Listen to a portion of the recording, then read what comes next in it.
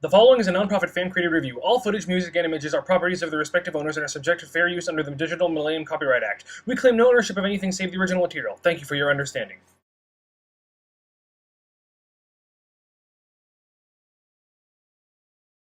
Greetings and salutations, dear viewers!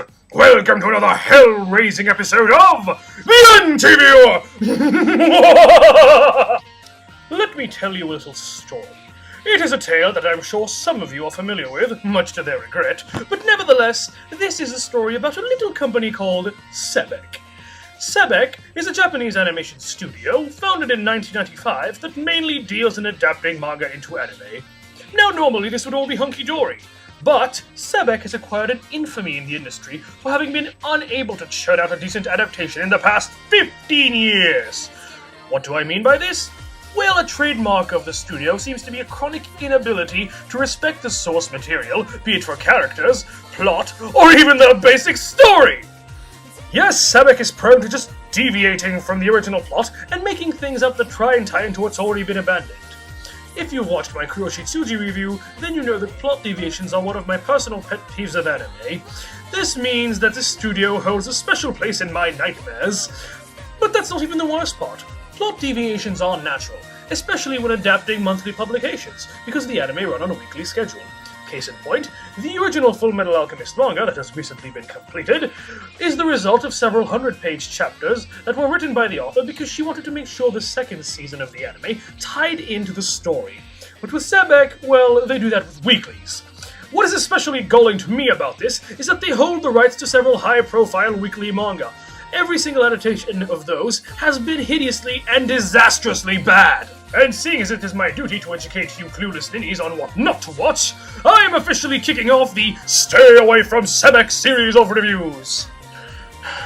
I hope you appreciate what I'm doing for you people, because this is not going to be easy on me. Well, enough explaining, let's move on to our first review. This is probably one of XEBEC's most infamous works. Why? Because it takes a beloved shonen action comedy series and gives it a nice, long, golden shower. Yes, this is the sad, pathetic excuse for an adaptation that somehow got stuck with the name Mahou Sensei Negima! For those of you who don't know, Negima, Magister Negimeji, is a...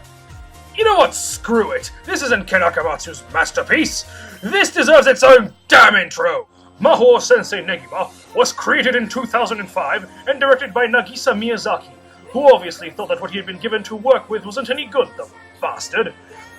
Anyway, this is a 26-episode series that tries and fails to tell the story of a 10-year-old magician boy who is sent to an academy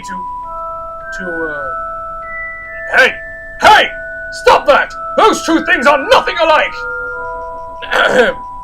Well, he becomes a teacher at Mahou Academy and is put in charge of a class of 31 unruly and rambunctious female middle school students. Well, at least XEBEC got that part right. Everything else, however... well, that's what we're here to find out. This is the review of Mahou Sensei Negima. You know what? Fuck you! The main character of this tale is Negi Springfield, a 10-year-old boy from Wales. Oh, Wales, home of songs, Celtic traditions, and other things. Everybody knows I am the only gay in this village. So you keep saying. Our young Master Negi is a sweet, empathic, hard-working, and very mature for his age. All qualities that contribute to make him an effective English teacher against all odds. Unfortunately, this also leads to him gaining several admirers within his class, which, since this is Japan, has no chance of setting off an Amber Alert. But, by far his biggest secret is that he is a magician, who is using his teaching position to further his training in the mystic arts. Indeed, much of the plot revolves around the boy and his status as a mage, and how it affects his friends. As to what I think of him, let me first say that the characters are for the most part the same as their manga counterparts. And since I happen to be a fan of said manga, I have no real complaints about Negi. But our little Shota is never without his roommate and surrogate older sister, Asuna Kagurazaka. I'd give you her real name, but frankly, the anime isn't smart enough to include it. Anyway, Asuna is your typical headstrong, spunky and vivacious young lady who is physically powerful at the cost of being scholastically inept. I mean, heaven forbid you be good at both sports and schoolwork, am I right? But Asuna also has a delicate side. She truly cares for Negi's well-being and is a steadfast companion to all, as well as an unrequited crush on one of the teachers. You may remember that Asuna is actually one half of another character, Naru Sigawa from Lavina. And does that make her a tsundere? Well, only if you choose to see her relationship to Negi as beyond platonic, you sick bastards. Now, the other main characters are harder, but going by who has the most screen time, we could include Konoka Konoe, Asuna's other roommate, and Nodoka Miyazaki, an assistant librarian and student of Negi's class. Konoka is a sweet, cheerful, and vaguely silly girl that is a gentle, motherly presence within Negi's life and serves to balance out Asuna's more spontaneous energy. She is also the daughter of the head of the Kansai Magic Association, something that XEBEC almost forgot to mention, but are you really surprised? Regardless, Konoka is supportive, optimistic, and an all-around good character. As for Nodoka, she is infinitely shy bookworm whose eyes are mostly hidden behind her soft blue hair. Nodoka is without a doubt the one who loves our child teacher the most, and has great difficulty expressing her feelings to him, partly because of her social awkwardness, and partly because she never gets the chance to. To me, Nodoka is a personal favorite, a quiet girl who is nonetheless resourceful, intelligent, and possessing an inner strength not often seen in anime. And now we have the supporting cast, the 28 other girls that make up Negi's class, and because this is a harem, most of them seem to have a vested interest in our erstwhile hero. Because I'm an otaku of the highest order, I can name every single one of them out of hand. Observe! We have Ayaka Yukihiro, class representative and resident shotacon, a Jessie character if ever I've seen one. Haruna Saotome, rumor monger and manga artist, best friend of Nodoka. Kazumi Asakura, young paparazzo and reporter. Yuna Akashi, basketball club and really awesome hairstyle. Ako Izumi, manager of the boys' soccer club and part-time nurse. Makie Sasaki, rhythmic gymnast and Negi fan number 3. Akira Okochi, swimming club and physical clone of Motoko Aoyama from Lavina. Yes, I am going to name them all! And next we have the 3 cheerleaders, Misaka Kizaki, Madoka Kugimiya, and Sakurako Shina.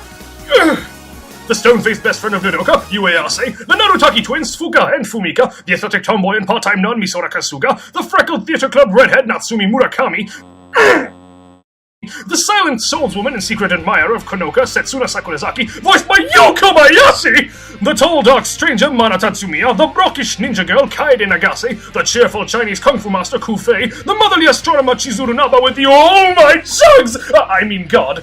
The mad scientist, Chao Lingshen and Satomi Hakase, the gentle and kind cook, Satsuki Osuba, who has the most peculiar manner of speaking, not that you ever hear her. Thanks a lot, XEBEC! The dark-skinned, mysterious Harlequin, Zazie Eride, the hapless and meek ghost, Sayo Aisaka, and finally, the number 9 greatest animated woman, Chisame Hasegawa! If you're wondering about that, I'll get to it in a minute. But what would a magical adventure be without magical villains? Well, this anime has absolutely no such thing. Okay, there are 2 major antagonists, but I tell you, it's a short-term thing, really. They are the 2 final students of Negi's class, Shachamaru Karakuri, a robot doll with a civic mind, and her mistress, the immortal vampire queen and witch, Evangeline A.K. Cutie! Oh my god, she's so adorable! I just want to pinch her little cheeks and... What? I can't exactly fawn over Negi, can I? As it stands, Evangeline is an immortal vampire who has been trapped in the school for 15 years by Negi's father, the legendary Thousand Master, because he had gotten tired of her stalking. Ava, as you may have guessed, is a nasty, snarky, and malicious little girl with the mind of a centuries-old sorceress and the powers of the night at her command. Her initial goal is to drain Negi of his blood, but after some fighting and his saving of her life, she decides to hold off. After that, she pretty much becomes incidental until the final episodes. Speaking of, that's when the next villains appear, but to speak would be to spoil, so suffice it to say that they are XEBEC originals.